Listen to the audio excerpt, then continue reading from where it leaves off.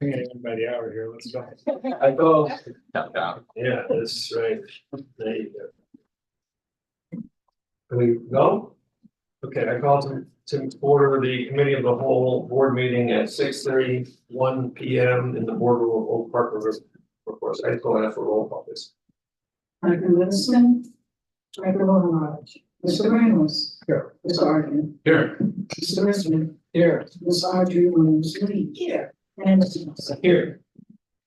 I move to enter closed session for the purpose of discussing the appointment, employment, compensation, discipline, performance, or dismissal of specific employees of the district or legal counsel for the district and independent contractors and specific volunteers, including hearing testimony on a complaint lodged against an employee or against legal counsel for the district to determine its validity. However, meeting to consider an increase in compensation to a specific employee of a public body that is subject to the Local Government Wage Increase Transparency Act may not be closed and shall be open to the public and posted and held in accordance with this act. Collective negotiating matters between the district and its employees or their representatives are deliberations concerning salary schedules for one or more classes of employees. To litigation when an action against, affecting, or on behalf of the particular public body has been filed and is pending before a court or administrative tribunal, or when the public body finds that an action is probable or imminent, in which case the basis for the finding shall be recorded and entered into the minutes of the closed meeting. Second. And roll call, please. Mr. Richmond, Yes. Michael Romanage, Mr. Arkin, Yes. Ms. Williams Lee. Yes. Mr. Ramos. Yeah. Ms. Costa. Yes.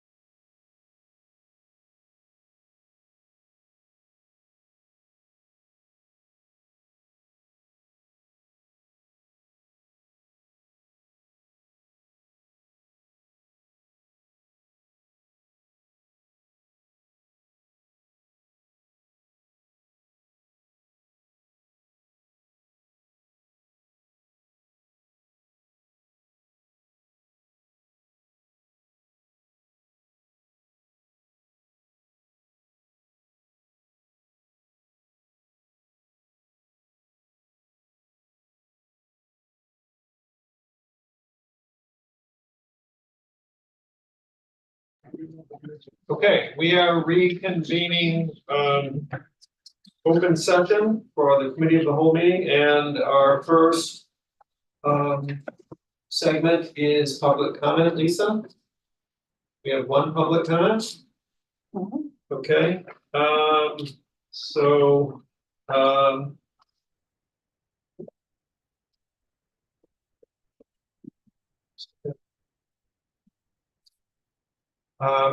public comment, just request, please limit public comment concerning matters within the jurisdiction of the Board of Education to 3 minutes, and this is intended not to be a dialogue. Any response will take up to 2 weeks.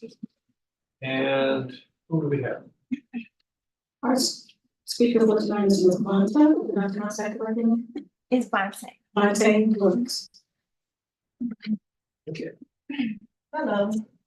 My name is Bonte Brooks. I have 2 daughters that attend OPRF, Dariah Brooks and Maya Jenkins. Monday, November 4th, 2024, Dariah, an ambulance had to come pick Dariah up from school because she was assaulted by a student with a rock at lunch. This is her 3rd time being assaulted at OPRF. I have reached out to the principal, the deans. It's so frustrated at this moment. I reached out to everyone that I was instructed to reach out for help online, and nothing has been resolved. And I'm coming here today because I need help. As I mentioned before, this is the 3rd time my daughter's been assaulted. She's been stomped in the head twice. And it all happened, one happened outside of the school, both times in the lunchroom. They're meeting her in the lunchroom and assaulting her. And the last time is with a weapon. And I just need help because the principal is not doing anything. I have emailed, reaching out to everyone, asking for help, and nothing has been resolved.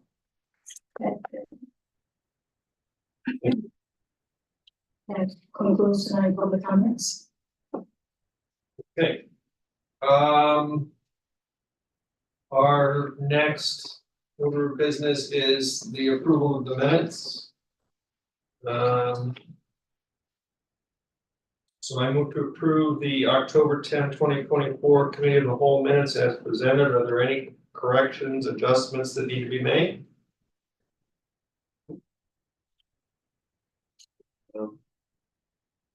Second? Second.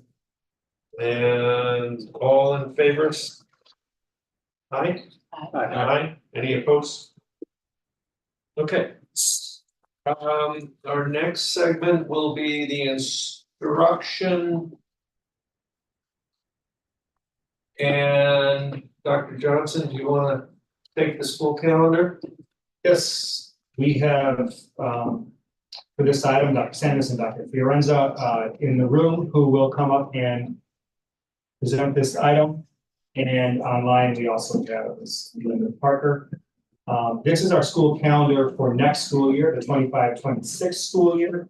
The key facts regarding that calendar are summarized in the memo. The calendar itself is attached. It's in compliance with board policy 620 and through our efforts in education. So I'll turn it over to Dr. Sanders for any questions.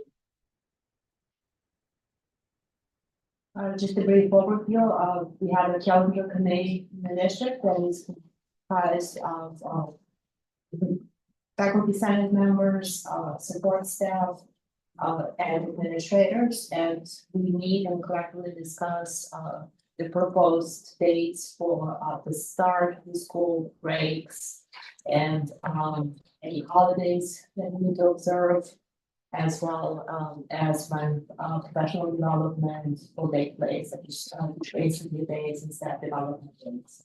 And so what you see here is a recommendation from the committee to start on August 11th, which would allow us to have just 8 days of difference between the first semester and the second semester. this year we have 10 years difference between the semesters. And the calendar abides by all the regulations outlined in the Illinois School Code. We meet the number of school attendance days required by the school code, and we also meet all the requirements for collective bargaining. So this calendar is presented for the board's review, and then we will bring it back during the regular meeting in November.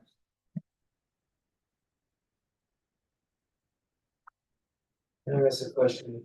So I know it can never be perfect, but I would assume you're continuing to do as best you can to try to align our dates with the United Seven. Correct. We always have to start earlier. Yeah. Because it was semesters.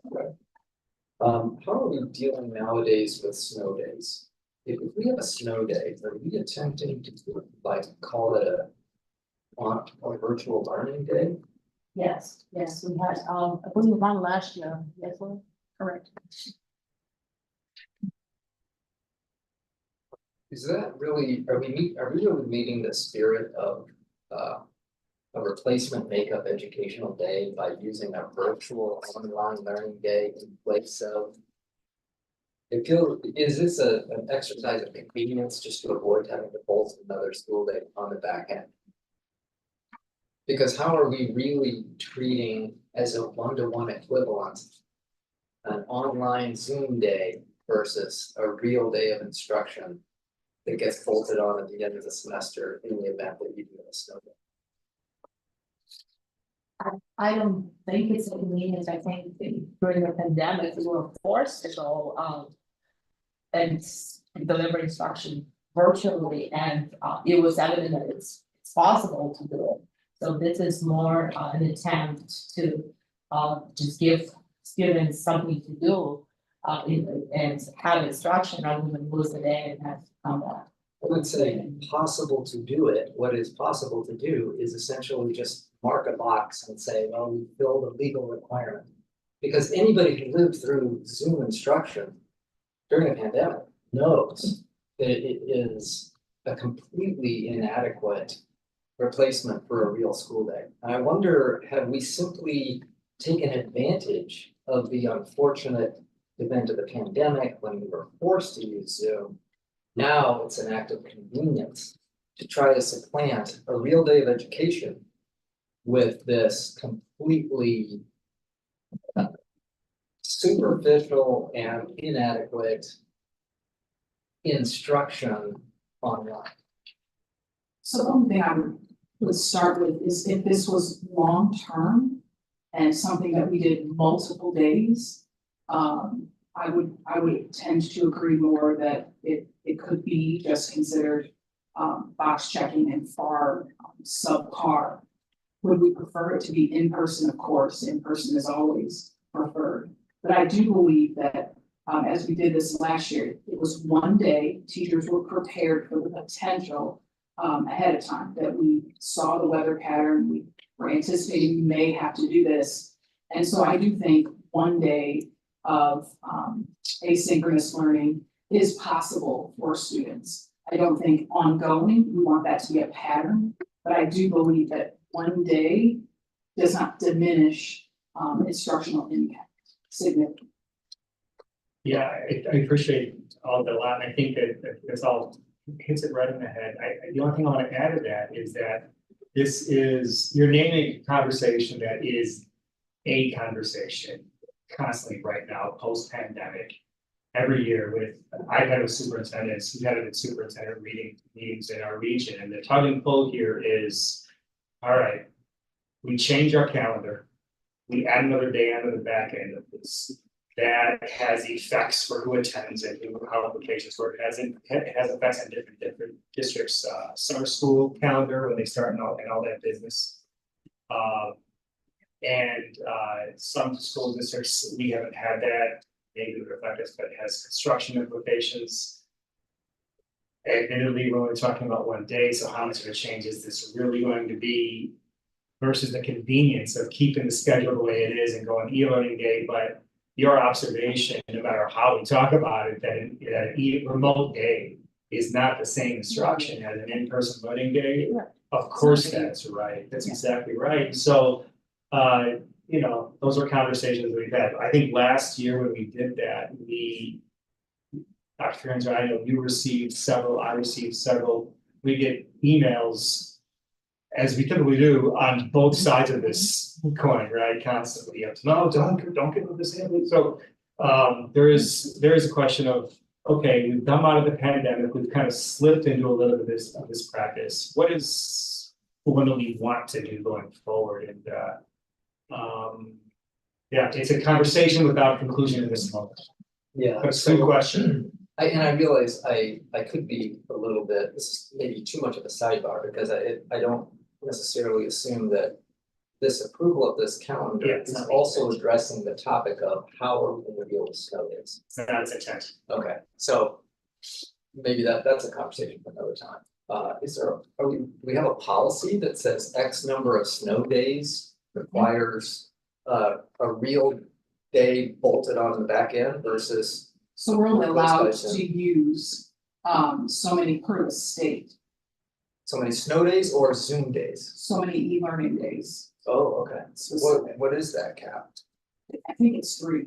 I think it's 3. Yeah, I believe it's 3 1. And the emergency days are also prescribed by the school code, it's 5 days, after that, it has to be declared an act of God. Alright, so I'll bring this up later. when we Finally have some snow days. Okay, we're not So I'll talking go, so. Other questions? Tim?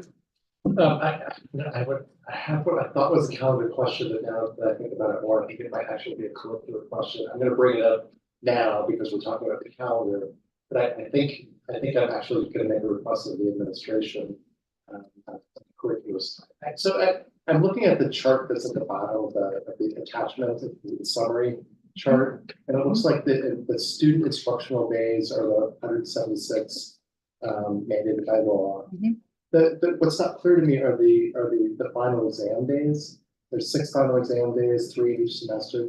So are those counted in that 176 or those? Yes, they are. They are, okay. So we talked about this a year ago when we talked about this at calendar. Data point of 1, my family's experience is that for multiple semesters, my students out here, they didn't have final exams. They had, and they got 3 days extra winter break and 3 days, their school year ended early. That happened multiple times, and my strong suspicion is that's diminishing number of final exams that are given, that increasing number of teachers that don't require a final exam.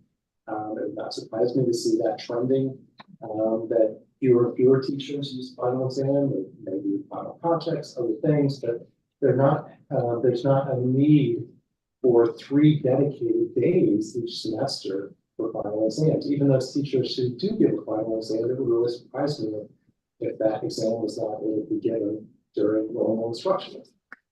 And so I would really urge the administration to look at this. I think that there's an opportunity to grab 6 more full instructional days for the vast majority of our students, the vast majority of our classes. That it's not happening yet because we have these days. I just think it's the schedule. It's something that we have historically done. We've always done it, and so we're continuing to include it in our calendar. I would really urge you to look more closely at what is actually happening and analyze it for us. That's why Dr. Firenze is on the calendar committee and here with us tonight. So we did, faculty senate engaged in a survey around who gives final exams, and their thought process around finals. The data was a little bit inconclusive. We weren't able to draw with certainty what the full faculty thought. So we do have a commitment with faculty senate to engage in a study group beginning in December. I'll be presenting that opportunity to the staff and engaging in a study where we will look at our process around final exams, how teachers are giving, utilizing those days. And we'll also examine some some of our maybe comparable schools to see if there are some unique and potential, additional options that we would just like to explore, further. So we are going to look into it. And then the plan for that committee would be to, craft some potential proposals, and then we'll, explore those and look at those further. So That's great. I appreciate it. I really appreciate the collaborative way that you're going about that to include stakeholders. I think that for me, the key question is there anyone giving a final exam that can't be given to instruction? Type thing, Yeah. right? Whether that's a single day or if it's a longer exam over 2 consecutive days, to free up those instructional days for everyone else. And you know, and I do appreciate hearing what was happening, because I would say my has been different when my kid had multiple exams since this past school year, so I think it varied.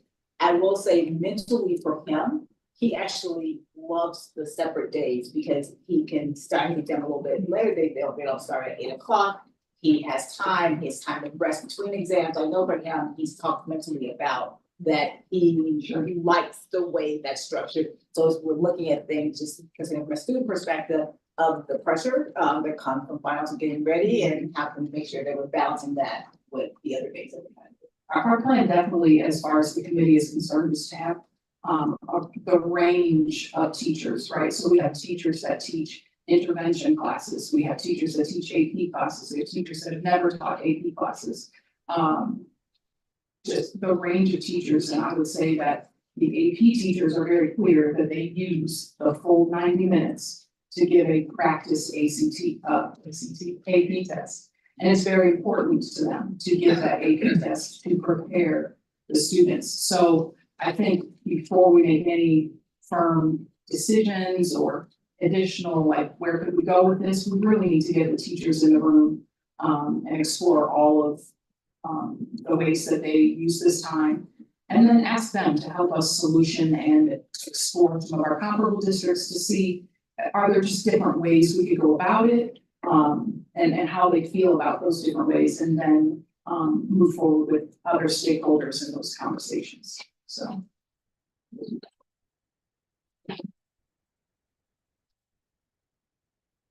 My question is this, I'm blurring years, but there was a proposal, a year or so ago to make a shift in the calendar that was brought to the board. It was then pulled, and I believe it was for this calendar year. So I just want to make sure that this is a signal that that proposal has been pulled off the table, in terms of changing finalists to posts. It was changing finalists to posts. It was trying to balance, et cetera. So that. Yes, Principal Parker can probably speak to this because she works with this. Hi there, Tom. Thank you for that question. It's not off the table completely. It is off the table for right now for the 25-26 calendar. It's going to come back up depending on how the committee meeting goes in response to the final exams as we're having that conversation.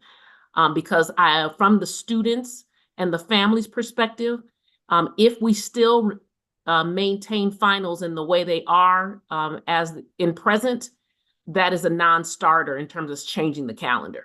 So if that changes, then we can then bring back the proposal to the table. I also want to add one more thing. In addition to that, so for the 26-27 school year, which would be the school year after this one, that is the school year that immediately follows the completion of Project 2. And right now, recall that you heard Gil Bain present an update on a construction project. I think it was at our last meeting, actually, 2 weeks ago. And the turnover date for the new building there. August 13th. That's exactly right. And so August 13th, if we're going to turn over at that point and keep a schedule that we have, as you see proposed here, it's going to make it very hard for our teachers to get in there, make that a worthy instructional space, especially for all that goes into physical education settings, and be ready to go.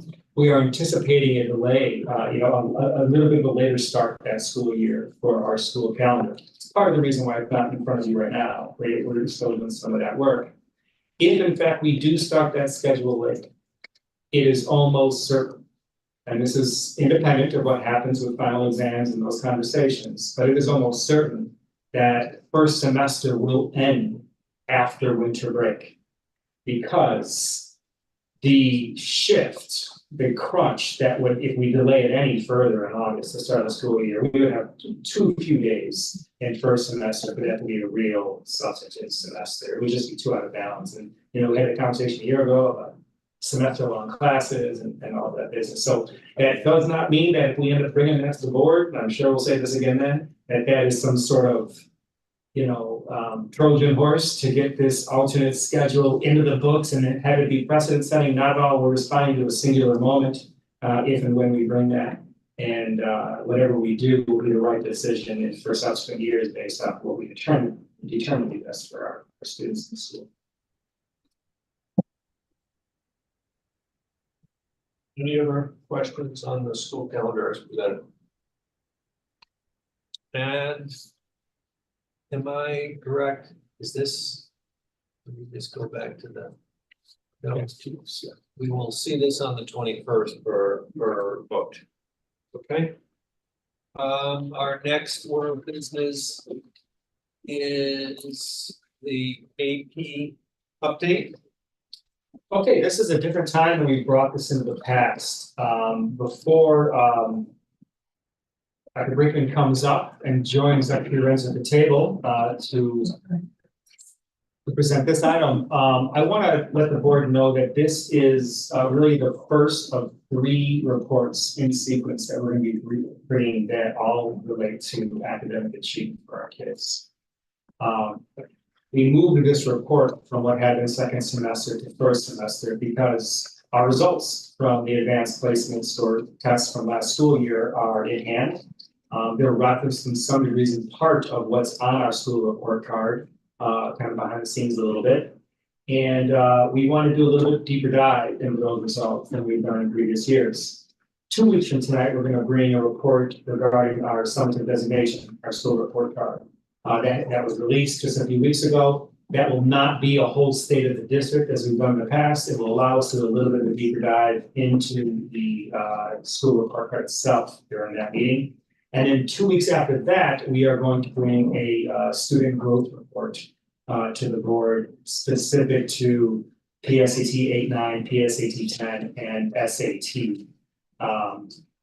So that before we go into winter break, what had been really in some ways a report second semester and another reports kind of crammed into one, we're going to tease them out, take a little bit of a closer look at each of those items.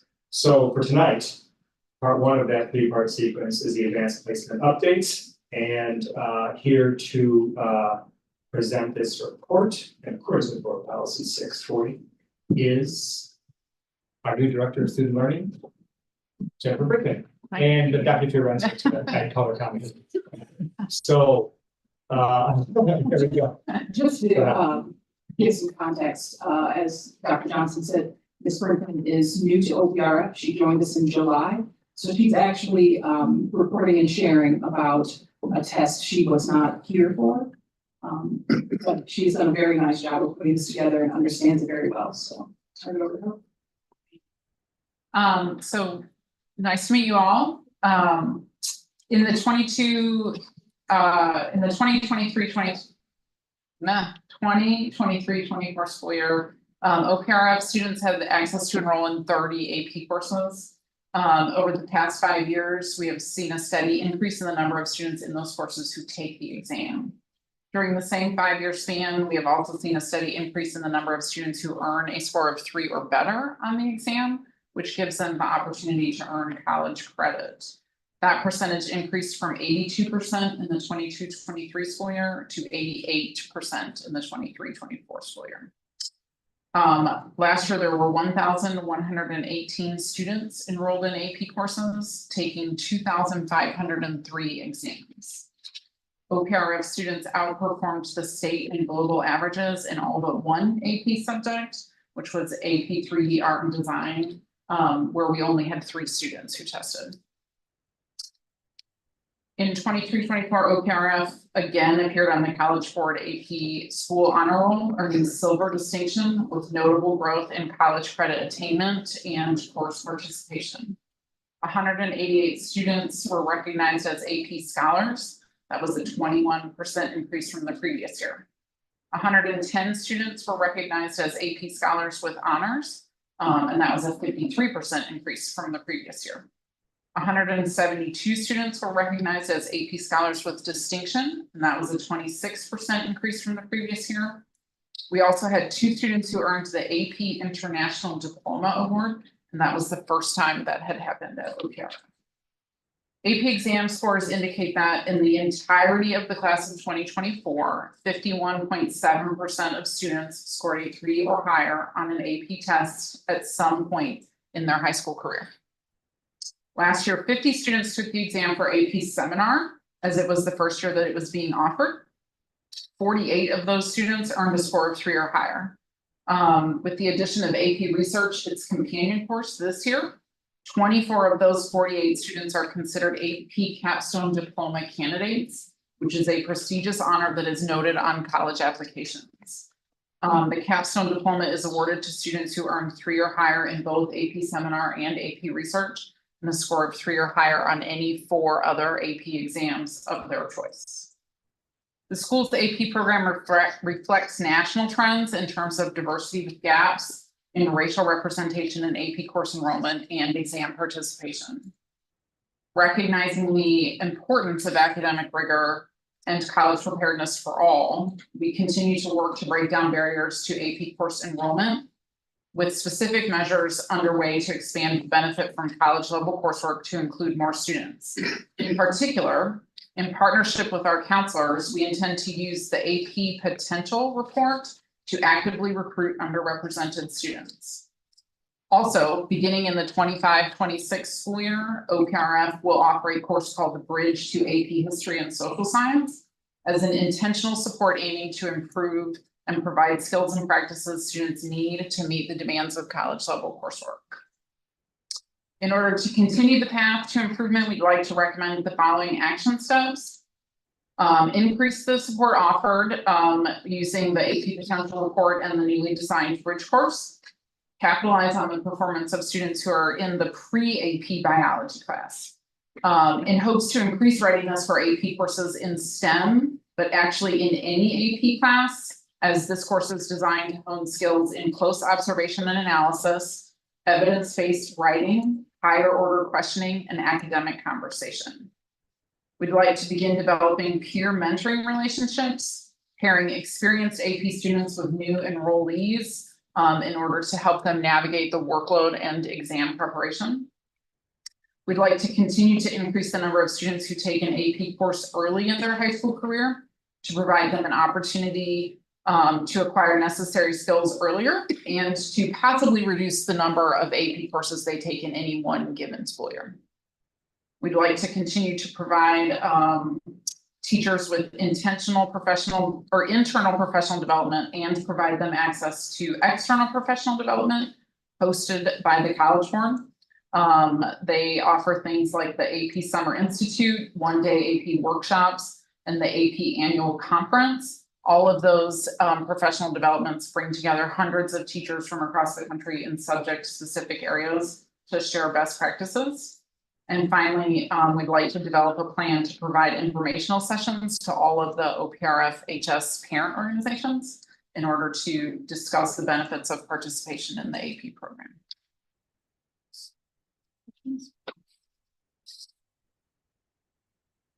Thank you, Dr. for the update. And really good to see what's happening, the great progress that's being made. You mentioned looking at how do we get students to start taking AP classes earlier in their high school career so they can sort of balance it out. And it was really good to see the jump in the number of 9th and 10th graders who are taking. And are there specific, I guess, strategies or efforts that we have underway in terms of not only encouraging more students, but particularly encouraging our students of color to enroll in AP classes early in high school? For certain, there's the double acceleration is one of the reasons that number has jumped. And so we're really proud of being able to offer as much math support as possible, because that number is really growing because of AP pre-calculus. Which students are taking earlier because of their earlier successes in math. And that is something that we have talked about as, you know, a point of pride. We're also using that AP potential report. The students so that report indicates students who have the propensity to be successful based on their PSAT scores. That includes PSAT 8-9 and PSAT 10. So we're still able to identify students very early who show propensity to be successful. I think the other two things that are really important is garnering more time with parents to really explain the benefits.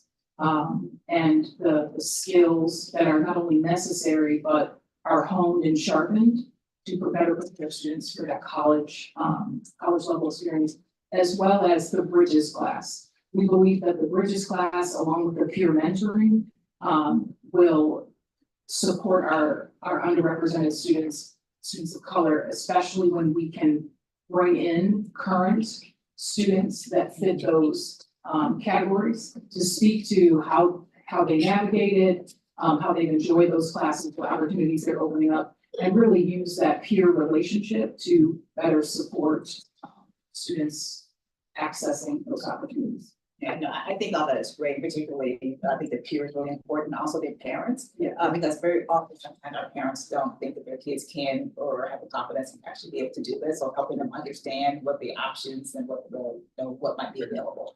I think it's really important. Good questions? Tim? These are remarkable results, really remarkable. This is an extraordinary report. Congratulations. Dr. Brinkman, thank you for being here and welcome. Thank you. I know I'll see you a lot more in the future. I just have a specific request going forward for our reporting for AP testing, and that is I would really appreciate it if you provide the board a breakout by grade level. We have keen interest in our 11th graders, our first cohort of the freshman curriculum initiative, and following cohorts. Our 11th graders, some of them took AP tests for the first time on testing last year, more will take those this year, and of course, this year, still more. And I think that the board would like to see the growth year by year and AP class uptake and AP testing. So I would appreciate it if you could add that into your report. Thanks. Brent? Can I ask you on the table on page 8, in the center, the multicolored table? Give us a definition again of what are those real numbers under the column header course? So that is, there's the overarching column is course. And then underneath is the number that represents the number of students. And then the percentage is the percentage of program. In the exam column, that is the number of students, and then the percentage of students in the course who took the exam. So if you're looking, for example, at the very first row that has numbers in it, there were 153 students who identified as Asian or Pacific Islander. That represents 6% of the AP program participants. Okay, so I'm can I sorry. ask you, all right, so that's 153 Asian students in that category. How are you counting if one student takes more than one AP class? That has already been disaggregated here. So is this in your example, 153 Asian students took one or more AP classes? Or is if one Asian student takes 2 AP classes, does that count as two in this tabulation? Not in this. Okay, No. so the definition of this table, the title of this table would be number of students who took at least one AP class in that year. Okay. So my first question is, your flat 2021 or school year 2022, school year 2023. Then you have a jump of 30% participation. increase. By school year 2024. Can you summarize again, why that big jump? 2 flat years and then a big jump? I mean. I'm obviously speculating because this is, Yeah, you know, I don't have that's- specific yeah. OPRF, historical data. My best attempt to explain that is recovery from the pandemic. So in 2021, that year, we were sort of like, there was a bit more concentration on social, emotional, and mental health and the return to school. And we sort of rode that into a higher level of participation and a return to normal academic rigor. Okay, so school year 22 and 23, they're basically the same. And then you have a 30% jump in AP participation. So Dr. Forenza, I'm just curious, what do you think Yes. that's due to? So what happened, we improved our professional learning for the teachers, the way our teachers use their test data and the way they talk to the students about their progress. That's one thing. We did that in both of those years, twice in the year. So in the fall, we met with teachers right away. And then in the spring, we met with them again. Well, it's the winter. January's not the spring. It wants to be spring. It's winter. The other thing is we added courses. So we added courses and we changed some of the sequences. And I think that's why we're seeing this increase. Okay. So then my comment is obviously, you might guess, our participation of Black students as a share of the total students taking AP classes remains unchanged across these 3 years. So I'll be super interested in hearing about in the future about the efforts to get greater participation for African American students in AP classes, which I'm sure is a focus you have anyway. Absolutely.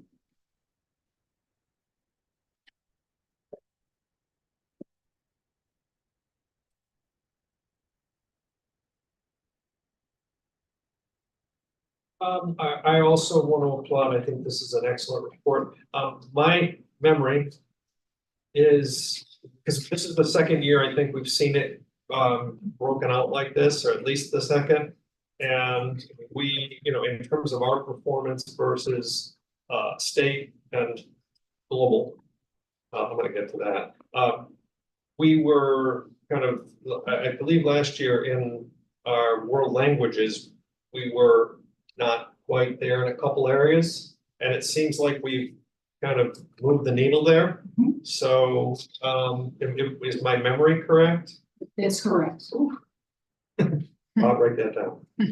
And do we have anything to, that's a positive move Yes. of an area that, anything? I think the world language team is doing a really good job during their collaboration time, aligning their summative assessments, working together on how they navigate the course.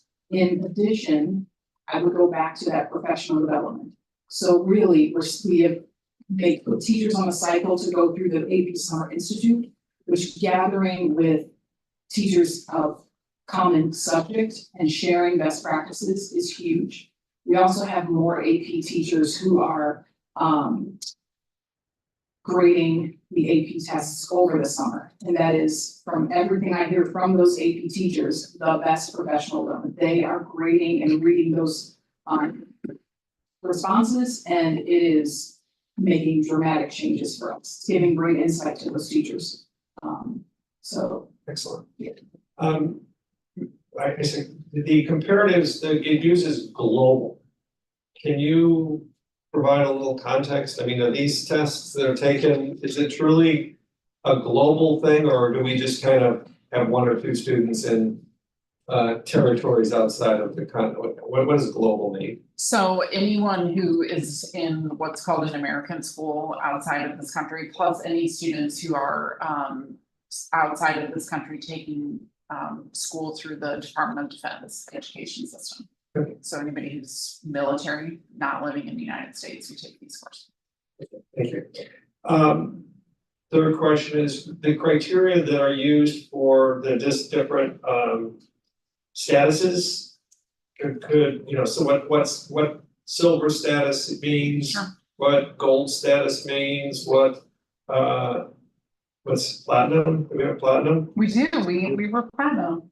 Okay. So the silver status is. We had 63% who took at least one AP exam during high school. Mhm. The criterion for gold is 65. Okay. The platinum status we earned for college credit, we had 52 who scored a 3 or better on at least one AP exam. And so that put us in the very highest category for that particular element. And then we were silver status again for college optimization. We had 9% who took 5 or more AP exams during high school. And the criteria for platinum in that area is 15%. So we're not missing the mark hugely. Thank you.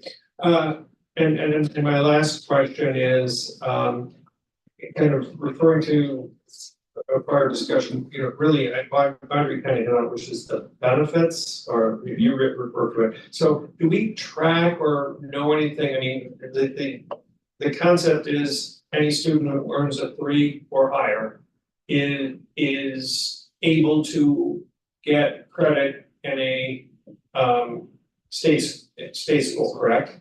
So do we measure, I realize that decision doesn't happen until they would then attend a school, but do you have any indication of really how many college classes were benefited from? Because that's the benefit. There's a financial benefit, allows the student to take a different class, or it even allows the student to repeat the class, but have it as a kind of a foundation. Do we have anything that looks post high school to say what the benefits really were? Not that I'm aware of, as far as do we track students after they leave here to find out how many actually utilized or remember to utilize. Because sometimes they forget to use their course to get out of the next course. So as far as I know, we are not tracking that information. Thank you. Yes, Brent? Yeah. So I've been chewing on something you said and have a question. You said that you feel that the increase in the number of students is due to is post-pandemic, due to the pandemic and coming out of the pandemic. That's so kind of what I heard. I think that's one of the reasons. The other reason is we shifted scope and sequence, adding additional AP courses. Right, no, there's additional. Yeah. Right, so my question is, I think it's, first of all, I love the report and I want to thank you. I think things are moving in a very positive direction. Mm-hmm. But my real question is, you can't have the results unless they have the kids in the class. Okay, so what are we doing to drive those kids? All right, because we have opened up our curriculum. All right, and now we have a freshman curriculum that is equitable for all. And so my question is, how are we driving those kids to AP classes? Because they can't get the 3 or the 4 or the 5 unless they actually sign up and take the class. And so what I'm looking for is a correlation between our changing curriculum. It's kind of what Tim said. It is that correlation between our changing curriculum and enrollment in these classes. Well, I would say that we will still be waiting a few more years, right? Our juniors are the first iteration of freshmen. So how dramatic of a shift would we see in really just 2 years? I think we have done a lot of things. The teachers division has learned a lot about how to matriculate students into more honors and AP classes. So I sound like a broken record, but We just added several more AP classes, so that was one learn. We have made modifications to how we make recommendations to students about what classes they should take in the following year. And so it's much more, instead of a recommendation as far as I put it on paper and this is what you're capable of, it's a conversation. Teachers are having more conversations with students about where their potential lies and trying to stretch the student to see themselves as capable of more honors and AP classes. See, it just seems to me that we do a very good job of when we have the kids in the class of the actual work in the classroom and getting them to take the exam and performing on the exam. So to me, the key is getting those kids into the classes. Because I think when we have them in the classes, you know, our system of development of those students, all right, is gonna tell us, yeah, if they get in and they enroll, yes, they're going to perform. So that's why I'm concerned about, Oh, sure. all right, Mhm. you know, getting the kids in and continuing that growth. I agree with you 100%. As we continue to shift the demographics in those individual classes, right? So as we get more diversity sitting in an AP biology class, the more inclined other students who represent diverse groups will feel entering those classes. That's still a barrier we have to overcome. When I am the only student of color in an AP class, that can be uncomfortable. But as I see more and more students that look like me in those classes, it will speak back then to freshmen and sophomores. So that's why I'm saying I think we're still a few years out from seeing really that significant uptick that we're all hoping happens. Right. Well, that was one of the major premises of Absolutely, the curriculum change. absolutely, absolutely. So we're, just students of color, yes, we have still some work to do, hence the peer-to-peer. So we're hoping to take students of color, various cultural backgrounds, and getting them to mentor newcomer students, newcomers to AP. And we think that will also help. So we have some work to do, but we have some plans for how to support those students and help students to see that they are capable of being in that space and that they do fit in that space. Thank you. Yeah.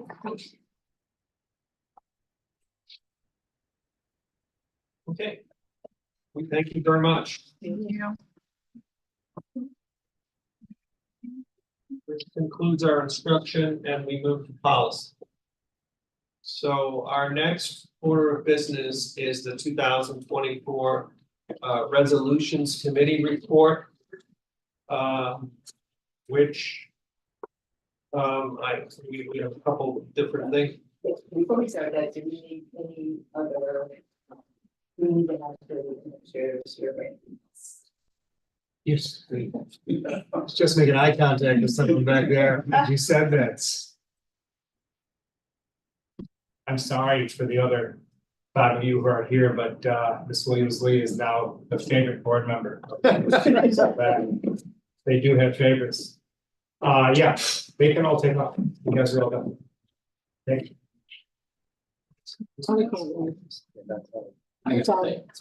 Oh, you have stuff that is special. Are you staying here, Tony? Yeah. I thought it was special. Stay comfortable, Tony. Everybody else can say that. Okay. All right. Thank you, Audrey. Count that against your time. Oh, no. Right. So the first question, so that we have a series of resolutions that as a district we need to consider our position on as we, to vote or represent our district. So the first question, this is the date of this is the November 23rd. And do we have anyone that has currently planned on attending that day? Yeah, I'm registered to attend. You are registered to attend. So I think the first question we need to, well, in the documentation, we are not allowed to make motions and vote because of the way this is on our agenda, correct? Correct, but consensus. Right, yeah, I'm just saying that there's in preparation, we could move to appoint Audrey, or we could just by consensus do so. So we are taking the latter route. And so are all board members here comfortable with the administration's favorite board member, Audrey, carrying forth our collective input for the upcoming convention? Here. Well, it's a guy who did it last year, that's how it's supposed to work. So right now, we're gonna share with Audrey our consensus, and then she's gonna go in a room and hit this electronic voting machine in a large ballroom type setting. Yeah. She will be expressing the will of our board on these questions. Yeah. And the reason I'm saying is because in the document here, it says we can actually have a formal motion to appoint her, but we can't based on this. So we're doing it informally. Okay. So thank you, Audrey, for representing us. And so what we will do now is we will just go through the the specific items and get the collective input of what we would like Audrey to carry forth from a D200. So I'm just going to go through them. So, I don't know why it's listed at the back. Well, we do have, I mean, there are recommendations. Yeah, there are recommendations from the committee, right? Yes. That there are certain resolutions to adopt and other resolutions. Based on what the committee has stated, and it's our challenge, do we support that or not support that moving forward? And for efficiency's sake, it's probably easier just to identify, is there the ones we disagree with their recommendation. yeah, that's where I was gonna go. We don't need to click through them. So and then there's one that the committee did not provide a recommendation on because of what the constitutional amendment one, and we just need to provide. So there's 3 buckets here. So we'll start with those recommended by the committee to as an affirmative to adopt. Are there any in the list of 6 that someone would like to bring up and in challenge in opposition to the recommendation of the committee? They are dual language, evidence-based funding for charter schools, TIF accountability, centralized state agency for Bates Law, healthcare coverage, and that's healthcare coverage for as a pool for all districts, and polling places, which basically says if the school is not in a voting area, the kids can go to school. And just to avoid confusion, ISD is recommending no votes on this thing. They're saying do not adopt. This is the do adopt. These are the yes. These are the do adopt grades. The first group. The consent agenda starting on page 11. But their committee recommend do not adopt. No, these are the 6 that they are recommending. Okay. All of the below resolutions will be placed on the consent agenda for a vote. These are the affirmatives. These are the affirmatives, yes, yeah, we will. Okay, so those are the 6. is there any that someone would want to discuss in opposition, or if they want to talk about it in affirmation, fine as well?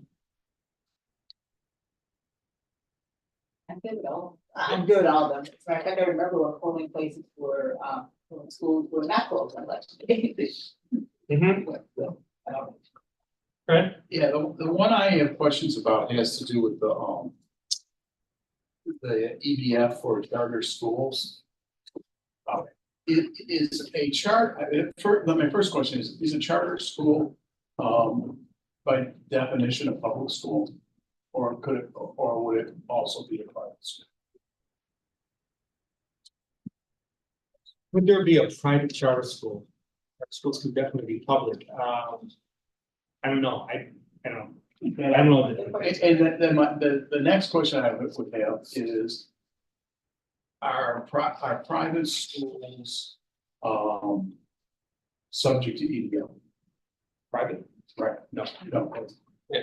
So, and that's what I thought. So my question, I guess my issue with this would be that if charter schools can also be private schools, then would have a problem with EBF financing the private. Yeah, I do not believe that's what this is for whether it's. Yeah. If you Okay. The statement of resolution kind of suggests that. I didn't grab that. Looking it up, I mean, according to Google AI, charter schools are public schools and not private schools, and they're publicly funded.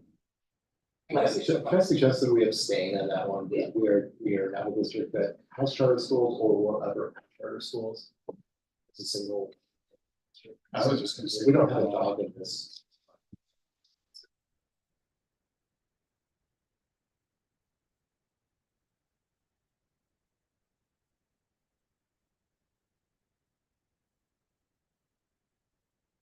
Yeah, I mean, in this case, we are voting not for ourselves, but for the rest of the state, right? And whereas I think all the others have applicability to our district, or could have applicability, is what your point is, which I think is a fair point. I think if another question I would have for this, for whatever this is worth, is the state has done a really nice job of protecting its EDF, the money that goes into EDF on an annual basis. They really held it tightly. The question is, what effect would this have on EDF funding for all other school districts throughout the state? I want to really understand if not that I'm voting. But so that way, in that context, it does bring us, because of the collective aspect of EBF, we are part of the whole. So I think that's a good counterpoint. Any other dialogue before we kind of conclude? That was one, Tim, that you had raised. Any other concern or challenges on these? I am in support of all six as they're stated. I think the committee's done a good job, and I would support them.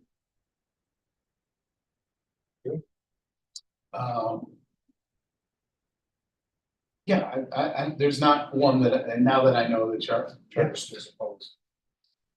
I would have a problem with it. Jonathan?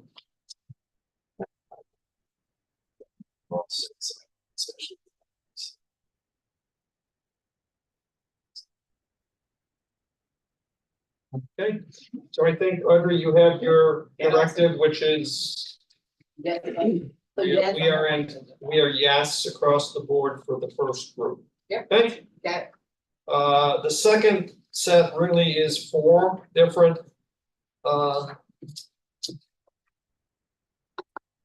resolutions, and they are do we need to talk about any of these or concern where we would be in support of them against the recommendation of the committee? I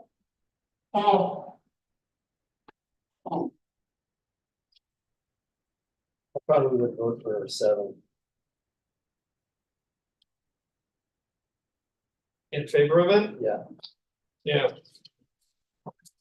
I mean, I guess that That's a good, when I saw it there, I was kind of thinking, I guess the general tone for most of these ones, in terms of what I took as the reason against, was more allowing the decision-making Local control. to be local control. I mean, that's the general theme across this, and while we as a district certainly have been in support of it, are we, you know, by voting no, we can still do what we do, but are we imposing our policy on others? So I'm normally a big local control guy, and last year, you know, the topic was SROs that came up. And I thought that's a reasonable local control that they have, because rural districts have much farther distances to emergency themselves. And this one, this to me is more like a state standards question. You have a standard of the educational experience, quality, there's standards like gotta have certain PE classes, certain number of days of school. And I consider the scourge of cell phones such a serious thing that I viewed it through the lens of state standards. And as a guy who's normally supportive of local control. But that's just my 2 cents. No, and I could easily, you know, based on how strongly as a district we were in support of this because we felt it was in the best interest of our students. I could easily be, you know, fall into the court you are on this one. This one was the one that I felt the most on the fence about. Best interest of kids. Others? I'm inclined to agree with the committee's recommendation and to vote no, and simply because of local control. I'm just thinking down the road to other kind of issues that I simply don't want. Used to be those at our school district. So I lean toward the local control. I would weight that more out. Say we should.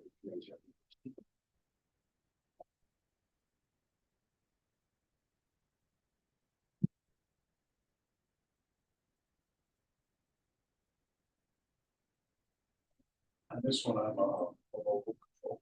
I think that On which one? on 7. Okay. I think that we should have our autonomy and our policy. But I'm worried that any statement should have forward. Yeah, certain. Okay.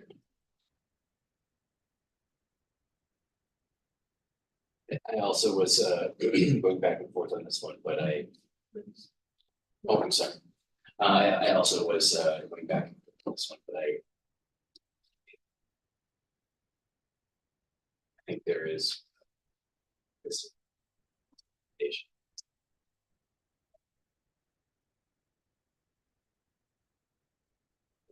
So curious how many school districts don't have that policy that's. If there are several. We can access that data or not, but it's one that I would assume that, you know. Several school districts, majority do have, but get the outcome correct. So I don't have any insight in that. I don't have any insight, and I know there are a lot of, it's increasing over every year, but I don't have any hard data. We could do a comparative, just our West Suburban conference, we can pull something. I think with that said, I think I'm gonna lean local myself, but I'm on the fence, but you've got a majority in the local control bucket. Audrey? For 7. Yeah, we can do it. I mean, like most of us, I went back and forth over it. Okay. As it relates to 8, 9, and 10, are there any that are in opposition to the recommendation to not adopt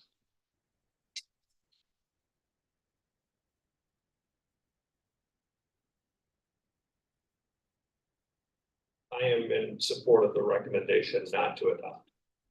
Okay, I'm a no. On all of them. Last year.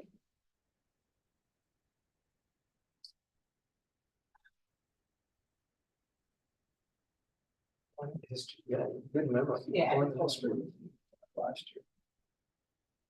A lot of times these things come up, they come up and. This is the. Which is a permutation of what the, of number 10. Criminal background, employment history, that's a subset of it, right? It was a Or- base law. Okay, yes, EH. Okay, so I think you've got your directive on these 4, and then the last one was the constitutional amendment language modification regarding parliamentary practice. And are there any, this one, there was not a recommendation. Okay, because it is a constitutional amendment as such. Any comments in favor or opposed to the language modifications? I have it all outlined on what paper, but what we don't left. I mean, it really is. It's on page 10.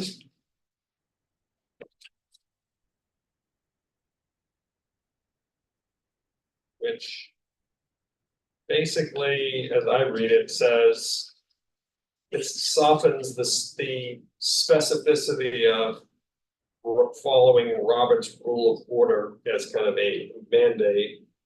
Right? Yeah, it didn't seem to have like it said Robert's rule, but didn't have any details behind it. I mean, this is actually adding some clarity Correct. to what it means. It says you follow Robert's rule. Yeah. Which I think. So you're in support of it? As am I. Jonathan? Yeah. Brad? Yeah. Tim? Sure. Great. So we got a yes for that one.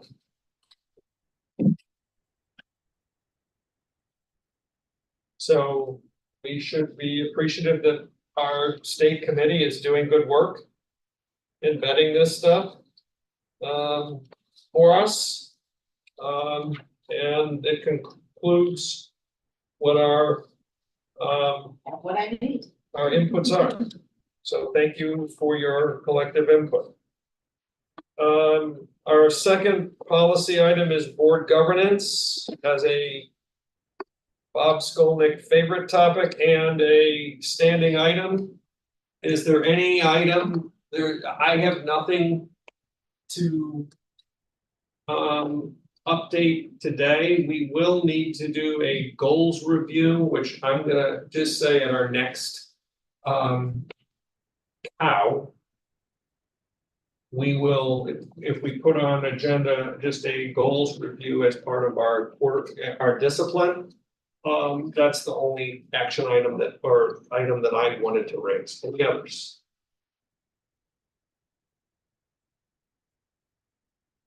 I guess a question, Graham, I know, one of the big, we'll get into it then, but one of the big ones is scorecard.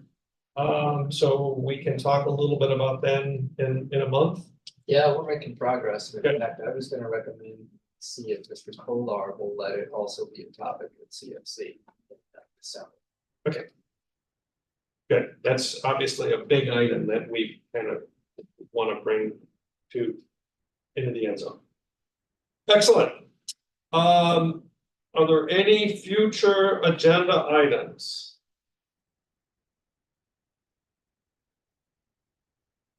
Just wanted to follow up on what we discussed last time about having I think Greg, you had said there is currently an operational list of a tally of all these and how we're going to be monitoring that and looking at what the sequence is going to be and what we're has that been shared with us?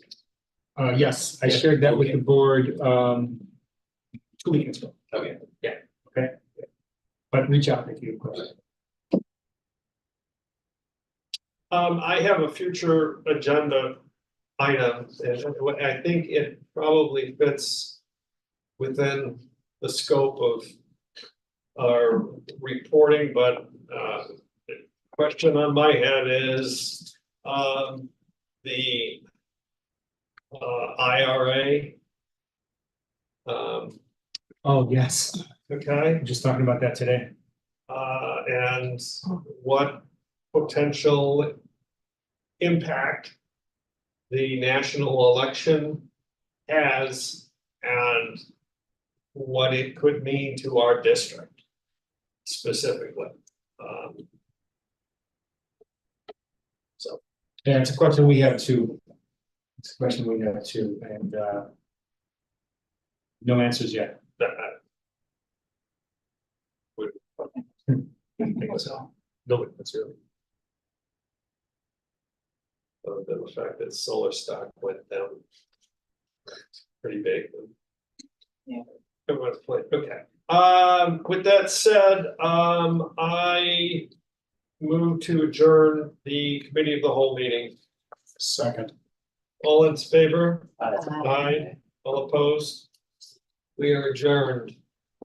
We will move quickly into our second meeting. I can get my eyes on here.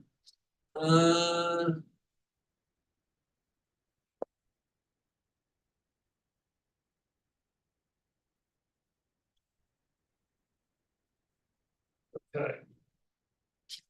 I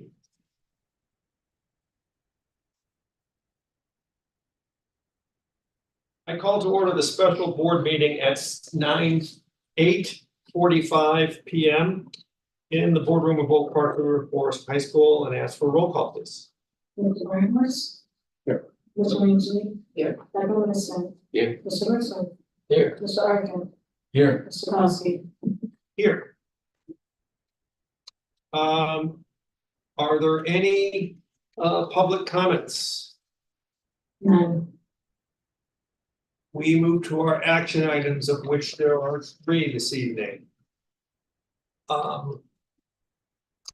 First, we have, I move to approve the personnel recommendations, including new hires, resignations, retirements, leaves of absence, and rescindment of job offer.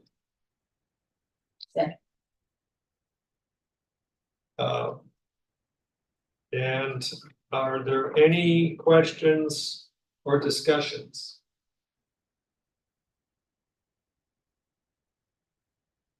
Hearing none, may we please have a roll call? Mr. Ainsley? Yes. Dr. Winston? yes. Mr. Wilson? Yes. Mr. Arkin? Yes. Mr. Ramos? Yes. Mr. Kowski? Yes. Our second item is I move to approve the 2025-2026 course proposals as had been shared. And Second. And are there any questions or discussion on this?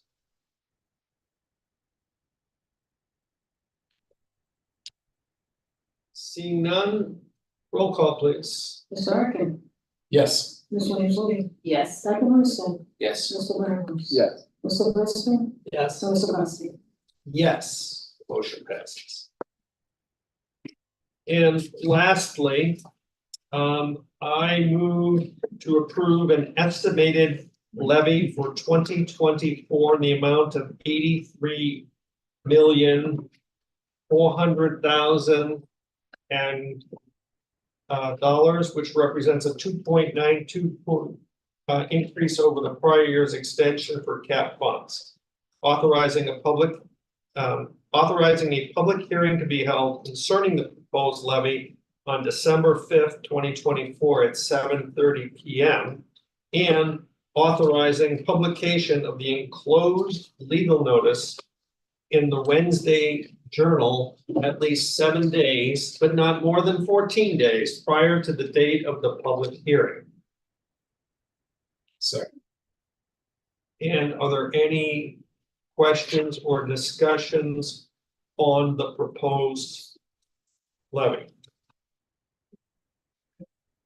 Right? Yeah, I just want to make sure that I understand that this 2.92% is the 2.5% on the existing valuations. CPI, and then the additional 4.2% or 0.42% would be for new construction that comes online, new constructed properties. Yes, yep, So that on existing properties, we're only taking 2.5%. yes, just a quick clarification just for the community's purpose, it does not necessarily mean that each individual tax bill goes up 2.5%, it's what our levy increase is. There's so much more that gets factored into their property tax bills that just sometimes we'll get questions about that. Things like the, evaluation of their home, other local community levies, by different bodies of government, things like that.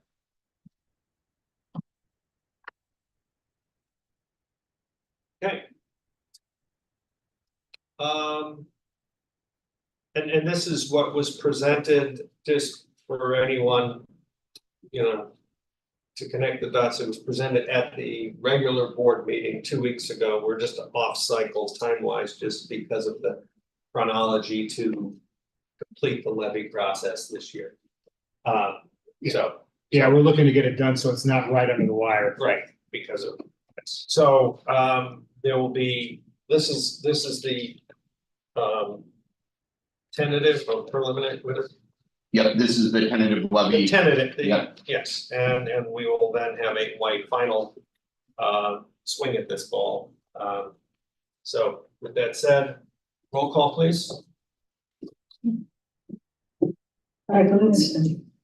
Yes. Mr. Wojcicki? Yes. Mr. Grossman? Yes. Mr. Brammer? Yes. Mr. Gardner? Yes. Mr. Costi? Yes, the motion passes, and that concludes our action items, leading us to adjournment. I move to adjourn. Okay. And all in favor? Aye. All opposed? We are adjourned at 8. Hear that?